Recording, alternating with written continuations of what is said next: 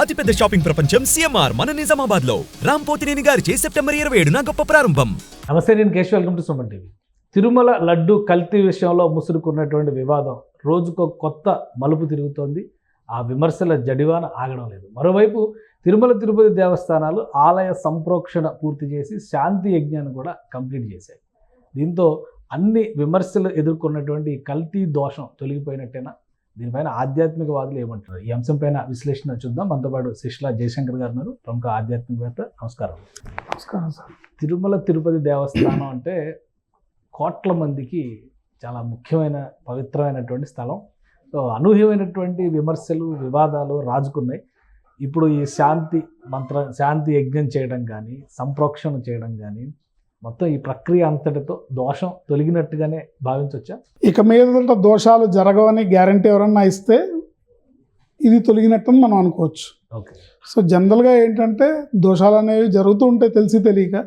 ప్రతి పూజ తర్వాత మనం కాయేన వాచ మనసేంద్రియర్వా బుద్ధ్యాత్మనావా ప్రకృతి స్వభావాత్ కరోమి యద్యత్ సకలం పరస్మై శ్రీమన్నారాయణాయతి సమర్పయామి అని ప్రాయశ్చిత్తం మంత్రం చెప్పుకుంటాం. అట్లాగే ఇది చేశారు, బాగుంది. బట్ ఇది ఆగాలి. ఇటువంటి అపచారాలు జరగకుండా స్వామివారి పట్ల దైవానికి అక్కడ అపచారం జరగకుండా, అనాచారం జరగకుండా చూసుకోవాల్సిన బాధ్యత పాలక మండలిది, ప్రభుత్వానికి. అసలు ఈ వ్యవహారంలో ఏంటి మీ అభిప్రాయం ఏంటి? చాలామంది ఏంటంటే కల్తీ జరిగిందా లేదా, ఏదో బాహుబలిని కట్టప్ప ఎందుకు పొడిచాడు అనే దాని మీద చర్చ జరిగినట్టుగా అసలు జరిగిందా జరగలేదా, ఇదే చర్చ, ఇదే విమర్శ రోజుకు కొత్త పాత్ర ప్రవేశిస్తుంది. రాజకీయాలు ప్రవేశిస్తున్నాయి, సినిమా రంగం నుంచి కూడా కొన్ని కామెంట్స్ వస్తున్నాయి. మీ అభిప్రాయం ఏంటి? ఖచ్చితంగా జరిగే ఉంటుందండి. అంటే కావాలని చేయకపోయినా కూడా చిన్న కామన్ సెన్స్ పాయింట్ ఏంటంటే, ఇవాళ ఒక వేరుశనగ నూనె కొంటేనే 200 రూపాయల ప్యాకెట్ ఉంటుంది. ఓ నువ్వుల నూనె ప్యాకెట్ కావాలంటే 450, 500 లేనిదే ప్యూర్ రాదు. అలాంటిది నెయ్యి 300కి, 350కో లేకపోతే 400కో కొంటూ ఉంటే అది ఖచ్చితంగా ప్యూర్ దేశీవాళీ ఆవు నెయ్యి అయ్యి ఉండదు. జెర్సీ అనేది గోమాత కింద రాదు. జెర్సీ నుంచి తీసేది నెయ్యి కాదు, ప్యూర్ దేశీవాళీ ఆవు నుంచి తీసిందే నెయ్యి. ఆ నెయ్యిని కూడా ప్రాసెస్ చేసే విధానం వేరుగా ఉంటుంది. అంటే పాలని కాచి క్రీమ్ చేసి, ఆ క్రీమ్ని హీట్ చేసి దాని ద్వారా వచ్చిన నెయ్యి తక్కువ ధరకు వస్తుంది. మన ఆయుర్వేదంలో కానీ మన వేదంలో కానీ చెప్పినట్టుగా ఆజ్యము అంటే హోమాల్లో వాడే ఆజ్యము అంటే నెయ్యి. నెయ్యి అంటే ఆవు నెయ్యి, మళ్ళీ గేదె నెయ్యి కాదు.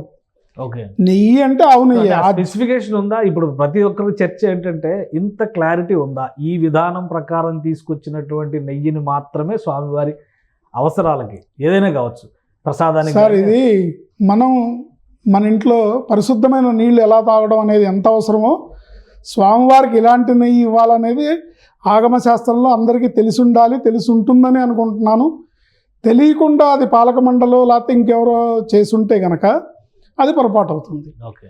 సో ప్యూర్ ఆవు నెయ్యి, దేశీవాళీ ఆవు నెయ్యి అనే దానికి ప్రాసెస్ ఏంటంటే, పాలని పెరుగుగా తోడుపెట్టి పెరుగుని మజ్జిగ చేసి, ఆ మజ్జిగ నుంచి తీసిన వెన్నపూస, మన పూర్వకాలం మన ఇళ్లలో మన నాయనమ్మలు వాళ్ళు చేశారే, అది విధానం. ఆ విధానంలో తీసిన దాన్నే నెయ్యి అంటారు, ఆజ్యము అంటారు. దాన్నే స్వామివారికి వాడాలి. మనం తినేది కూడా అదే, మన తినమని చెప్పింది కూడా అదే. ఓకే.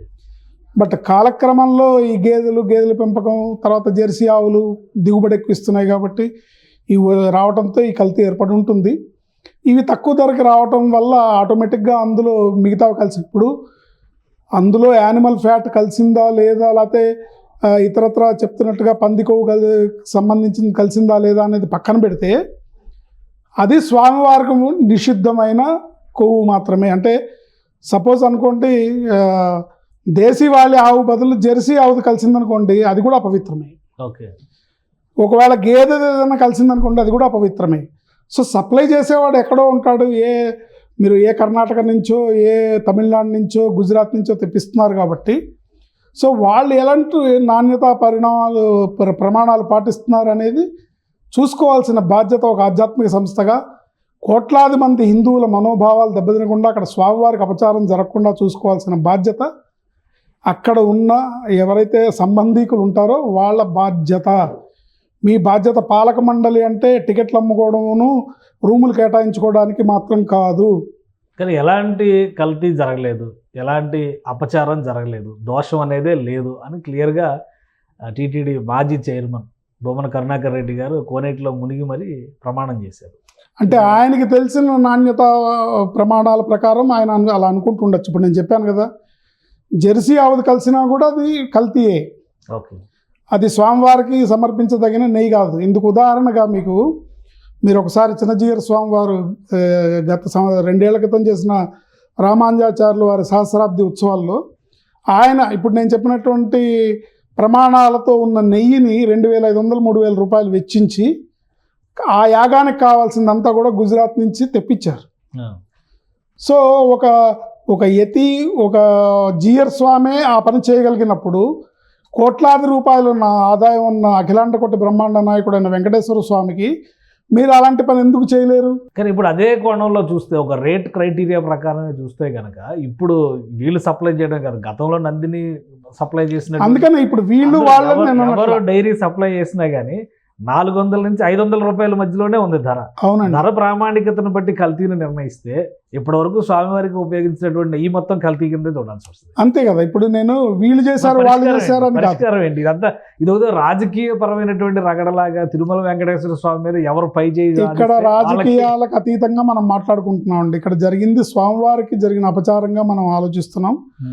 దీనికి పరిష్కారం ఏంటంటే తిరుమల తిరుపతి దేవస్థానం వారు గో సంపదను పెంచి ఎట్లా అయితే స్వామివారికి సమర్పించే పూలు వాళ్ళే కల్టివేట్ చేస్తున్నారో, స్వామివారికి సంబంధించిన ఇప్పుడు పునుగు పిల్లి తైలం స్వామివారికి పోస్తారు. సో ఆ జాతి అంతరించిపోతుందని వాళ్ళు పునుగు పిల్లుల్ని పెంచి స్వామివారికి అది వాడుతున్నారు. ఎందుకంటే అది స్వామివారి విగ్రహానికి అది పూయకపోతే అక్కడ సైంటిఫిక్గా స్వామివారికి తాపం ఉంటుంది, అది రాస్తేనే ఆయన శాంతంగా ఉంటారని అంటారు. కనుక అలా చర్యలు తీసుకొని పునుగు పుల్లిలు జాతి అంతరించిపోతుందని వీళ్ళే దాన్ని పెంచి పోషించి దాన్ని అంతరించకుండా వీళ్ళే చేస్తున్నారో, అదేవిధంగా గోసంపదను కూడా పెంచి గోబ్రాహ్మణేభ్య శుభం భవతు నిత్యం అంటారు. గోవులు, బ్రాహ్మలు, వేదము ఎక్కడ పరిరక్షింపబడతాయో అక్కడ దేశం సుభిక్షంగా ఉంటుంది, ఆ ప్రదేశం సుభిక్షంగా ఉంటుంది, భగవంతుడు సంతోషంగా ఉంటాడు అనేది దీంట్లో ఎటువంటి సందేహం లేదు. ఇప్పుడు రాజకీయంగా ఈ వివాదం మొత్తం కూడా ఒక రకమైనటువంటి 2 వర్గాల మధ్య పోటీలాగా హోరాహోరీగా ఏదో యుద్ధం జరుగుతున్నట్టుగా మారిపోయింది. మీ అభిప్రాయం ఏంటి? అసలు తిరుమల క్షేత్రంలో ఈ రాజకీయ రగడగా మారడం, సరే ఇక్కడ అపచారం జరిగిందనే దాని మీద ఎవరి వర్షన్స్ వాళ్ళు చెప్తున్నారు, కొన్ని ఆధారాలు, కొన్ని ల్యాబ్ రిపోర్ట్స్ ఇవన్నీ చెప్తున్నారు కాబట్టి నమ్మికను బట్టి భక్తులు వచ్చేటువంటి అవకాశం ఉంటుంది. కానీ ఈ రాజకీయపరమైనటువంటి ధోరణి ఎందుకు వస్తుంది? వీళ్ళు రాజకీయపరమైన ధోరణి ఎందుకు వచ్చిందంటే ఫస్ట్ గళం పవన్ కళ్యాణ్ గారు విప్పారు కాబట్టి. ఎందుకు? ఆయన భక్తుడిగా జరిగిన అపచారానికి ఆయన డీప్గా ఆయన అదే చెప్తున్నాడు. దీనికి నేను ఎవరిని నిందించట్లేదు, అందుకనే ప్రాయశ్చిత దీక్ష ఆయన చేశాడు కానీ మిమ్మల్ని ఎవరిని చేయమనలేదే. ఆయన ఊరందరినీ తప్పు చేసిన వాళ్ళకి కదా శిక్ష వేయాల్సింది. అంటే భగవంతుడిని వేడుకుంటాం, మానవాళి వల్ల జరిగింది ఇది. అంటే కొంచెం వైడ్గా ఆలోచించాలి. ఇక్కడ పార్టీలకు అతీతంగా, మనుషులకు అతీతంగా, విభేదాలకు అతీతంగా ఆలోచిస్తే ఈ తప్పు ఎవరి వల్ల జరిగింది? మానవ జాతి వల్ల జరిగింది. సో అందుకని నేను ప్రాయశ్చిత్తం చేస్తున్నాను అన్నాడు ఆయన. పవన్ కళ్యాణ్ గారికి ఒక్కరికే పట్టిందా? ప్రతి ఒక్కళ్ళు, ప్రతి హిందువుగా పుట్టిన ప్రతి ఒక్కళ్ళు ఈ ప్రాయశ్చిత్తం చేయాల్సిందే. ఈ వివాదం సమసిపోయి స్వామివారికి సరి అయిన కైంకర్యాలు అందే వరకు కూడా మనం అందరం కూడా ఆ దేవదేవుణ్ణి ప్రార్థించాల్సిందే.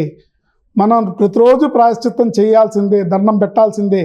నీ ఇంట్లో కష్టం వస్తే అయ్యా స్వామి ఏడుకొండలవాడా నన్ను కాపాడని మొక్కుకుంటున్నావు కదా, సో ఇప్పుడు నిన్ను నువ్వు రక్షించుకో స్వామి, మేము చాలా అల్పులము, చాలా మాకంత శక్తి లేదు, మమ్మల్ని మేమే కాపాడుకోలేము, నిన్ను మేము ఎక్కడ కాపాడుతాము. అదే మాట ప్రకాష్ రాజ్ చెప్పినటువంటి వ్యాఖ్యానం ఏంటంటే, మీరే అధికారంలో ఉన్నారు, ఉప ముఖ్యమంత్రి మీరే, ఇన్వెస్టిగేట్ చేయండి, వాస్తవాలు చెప్పండి అంటారు. దాన్ని కూడా నేరంగా పరిగణిస్తున్నటువంటి, నేరంగా పరిగణించట్లేదు. అక్కడ కొన్ని అభ్యంతరకరమైన మాటలు, అంటే ఎవరిని రెచ్చగొడదామని చూస్తున్నావు, ఏం చేద్దామని చూస్తున్నావు అన్నాడు ఆయన. అందువల్ల పవన్ కళ్యాణ్ గారు కౌంటర్ ఇచ్చారు, అంతే తప్ప ఇన్వెస్టిగేట్ చేయడానికో చెయ్యమన్నందుకు ఆయన ఏమనలేదు. ఇన్వెస్టిగేషన్ చేయడానికే దీనికి శాశ్వతమైన పరిష్కారం కావాలని ఆయన మాట్లాడుతున్నారు. అది నిజం, అది జరగాలి. హిందువుల్లోనే డివైడ్ అండ్ రూల్ అనే పాలసీ అప్లై అవుతుంది. మిగతా ఏ మతానికి ఇలాంటి విఘాతం జరిగినా కూడా ఎవరు మాట్లాడే ధైర్యం చేయరు. కానీ హిందువుల్లో ఇప్పుడు బయట వాళ్ళు ఎవరు మాట్లాడట్లా. ఇప్పుడు లడ్డు వివాదం గురించి బయట వాళ్ళు ఎవరు మాట్లాడట్లేదు, బయట మతస్థులు ఎవరు మాట్లాడట్లేదు, అన్య మతస్థులు ఎవరు మాట్లాడట్లేదు, మాట్లాడేది హిందూ మతం వాళ్ళు. కనుక డివైడ్ అండ్ రూల్ అనే పాలసీ ఇక్కడ మాత్రమే అప్లై అవుతుంది. ఎందుకు? ఇవన్నీ ఓటు బ్యాంక్ రాజకీయాలు కాబట్టి. పవన్ కళ్యాణ్ ఓటు బ్యాంక్ రాజకీయాలు ఉండవు, ఆయనకు అవసరం లేదు. అందరూ ఓటు వేస్తేనే కదా జనసేన నాయకులు అందరూ వేస్తారు. ఆయన వెళ్ళే పద్ధతిలో ఆయన అందరికీ సపోర్ట్ ఇచ్చాడు కదా. ఆయన అదే చెప్తున్నాడు, అందరికీ నేను అందరినీ గౌరవిస్తాను, బట్ నా సనాతన ధర్మానికి విఘాతం కలిగినప్పుడు మటుకు నేను గళమెత్తుతాను. ఇది గళమెత్తాల్సిన అవసరం నా ఒక్కడిది కాదు, మీ అందరిదని చెప్తున్నాడు కదా ఆయన. అది చూసి తెలుసుకోవాలి మనం. ఇవాళకైనా ఆనందపడాలి. ఒక రాజకీయంగా ఉండి ఒక పవర్ఫుల్ స్థానంలో ఉండి హైందవత్వం మీద గళం విప్పే శక్తి ఒక వ్యక్తికి భగవంతుడు ఇవ్వటం కూడా ఒక ఆనందమే. ఇలాంటి పరిణామం సంభవించడం వల్లే ఇలాంటి జరిగిందని కూడా అనుకోవచ్చు మనం. ఇది దైవ నిర్ణయంగా భావించవచ్చు.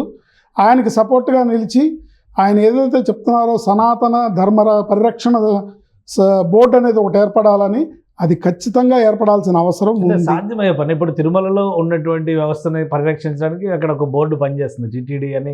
అలానే చాలా ఆలయాలకు సంబంధించి పరిరక్షణ అంటే వాటి నిర్వహణ. అదేనండి, అంటే ఇది చాలా జాతీయ స్థాయిలో ధర్మ పరిరక్షణ బోర్డు అనేది ఏర్పాటు చేయడం సాధ్యమయ్యేటువంటి విషయమేనా? ఏదైనా మొదలు పెడితే కదండి, విత్తనంతో మొదలవుతుంది. మొదలు పెట్టాలి, ఇవాళకైనా సంకల్పం చేయాలి.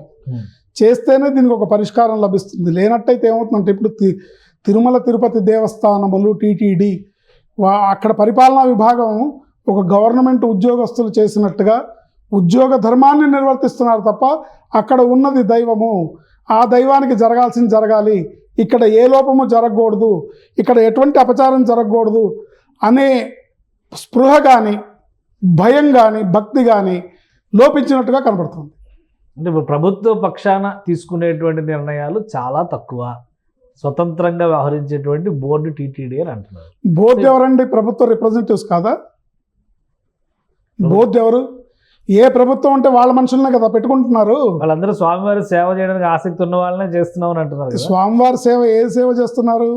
వాళ్ళ సర్కిల్కి టికెట్లు ఇచ్చుకోవడానికిను, వాళ్ళ సర్కిల్కి విఐపి దర్శనాలు చేయించుకోవడానికిను అంత మటుకే తప్ప పరిపాలనా విభాగంలో మీరు ఏమాత్రం వ్యాపారపు పోకడలు లేవని చెప్పమనండి.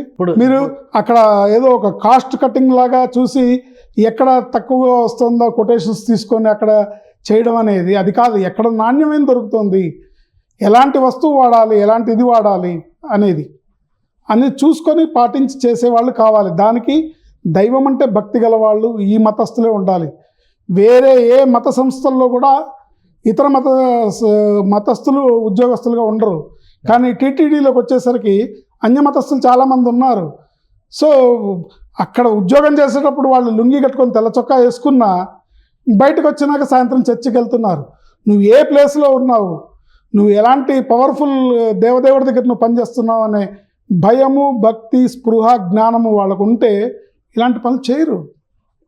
ప్రతి దశలోనూ కూడా ప్రక్షాళన చేయాల్సిన అవసరం ఉంది. వివాదానికి అందరికీ కారణం అటువంటి బాధ్యత లేని ఉద్యోగులేనా? ఈ ప్రకటన ముఖ్యమంత్రి చేసిన తర్వాత చాలా మంది మాట్లాడింది ఏంటంటే ఉద్యోగుల మనోభావాలు గాయపడతాయి దీనివల్ల. ఇక్కడ ఎవరిని మనం నిందించట్లేదండి, ఇదంతా వ్యవస్థలో మార్పు రావాలి. మనం వ్యక్తుల్ని నింద చేయట్లేదు, వ్యక్తుల్ని వేలెత్తి చూపించాల్సిన అవసరం లేదు. ఎప్పటి నుంచో ఉన్న ట్రెడిషనల్ వ్యవస్థ మారి ఇది ఆధ్యాత్మిక సంస్థ అండర్లోకి వెళ్ళాలి. ఆధ్యాత్మిక గురువులకు మాత్రమే దీని యొక్క విశిష్టత తెలుస్తుంది. పీఠాధిపతులకి మతాధిపతులకి గురువులకి ఆధ్యాత్మికవేత్తలకి మాత్రమే దీని విలువ తెలుస్తుంది. అంటే గవర్నమెంట్ ఇప్పుడు తీసుకున్న నిర్ణయాలు సముచితంగా ఉన్నాయి, మీకు సాటిస్ఫాక్టరీగా ఉన్నాయి అని అనుకోవచ్చా? ఎందుకంటే పండితులతో మాట్లాడారు, రెమెడీస్ ఏం చేయాలనే దాని మీద వర్క్ చేశారు, ఆలయంలో నాణ్యత ప్రమాణాలు పెంచేటువంటి అంశాలపై దృష్టి పెట్టారు. కాబట్టి సమస్య పోయినట్టుగా చూడొచ్చా? అంటే రేపొద్దున గవర్నమెంట్ మారినప్పుడు మళ్ళీ వేరే వాళ్ళు వచ్చి సమస్య మామూలు స్థితికి తయారని గ్యారంటీ ఉంది. కనుక దీనికి ఒక శాశ్వతమైన పరిష్కారం కావాలి. గవర్నమెంట్ బేస్డ్ కాదు ఇది, దీనికి శాశ్వతమైన పరిష్కారం కావాలంటే అది సనాతన పవన్ కళ్యాణ్ గారు చెప్పినట్టుగా సనాతన ధర్మరక్షణ బోర్డు ఒకటి ఏర్పడాలి. ఏర్పడినప్పుడే మన దేవాలయాలు అవి రక్షింపబడతాయి. కొన ఊపిరితో ఉన్న హైందవత్వం అంటే జనాలు గుడికి వెళ్తారు, దండం పెట్టుకుంటారు. కానీ సమస్య వస్తే ఇది నా ఇంట్లో జరగలేదు కదా అని ఎవరు మాట్లాడరు, ధైర్యంగా ముందుకు రారు. ఎందుకంటే భయం అందరికీ. దైవం అంటే లేని భయం ప్రజలన్నా ఓట్లు పోతాయనే భయం ఎక్కువ. ప్రతి ఒక్క హిందువు ఆయనకి బాసటగా నిలబడాలని నేను కోరుకుంటున్నాను. రాజకీయ నాయకులు ఇప్పటికైనా మీ ఓట్లు పోతాయి, ఓట్లు పడవేమో, లేకపోతే ఈ వర్గానికి కోపం వస్తుంది, ఆ వర్గానికి విరోధం అవుతామనే అంశాలను వదిలి దైవాన్ని దృష్టిలో పెట్టుకొని మీరు దైవాపచారాన్ని, మన హిందూ మతాన్ని గౌరవించే వాళ్ళుగా అందరూ కూడా పవన్ కళ్యాణ్ గారికి బేషరతుగా మద్దతు ఇవ్వాలి. రైట్, థ్యాంక్ యూ అండి. ఇది విశ్లేషణ. తిరుమల తిరుపతి దేవస్థానంలో ఇప్పటి వరకు ప్రభుత్వం తీసుకున్నటువంటి చర్యలు, అలానే టీటీడీ పరంగా తీసుకున్నటువంటి చర్యలు కొంత ఉపశమనం కలిగించినప్పటికీ ఇది శాశ్వత సమస్య పరిష్కారం కింద మనం చూడడానికి అవకాశం లేదని శిష్లా జయశంకర్ గారు విశ్లేషిస్తున్నారు. అలానే పవన్ కళ్యాణ్ ప్రస్తావించినట్టుగా ధర్మ రక్షణ బోర్డు అనేది ఉంటే హిందూ సమాజానికి సంబంధించి ఇటువంటి అకృత్యాలు మరొకసారి జరగకుండా, మరొక చోట జరగకుండా జాగ్రత్త తీసుకోవడానికి కూడా అవకాశం ఉంటుందని ఆయన చెప్తున్నారు. సుమన్ టీవీలో మీ పర్సనల్ అండ్ బిజినెస్ ప్రమోషన్స్ కోసం కింది నెంబర్కి కాంటాక్ట్ చేయండి.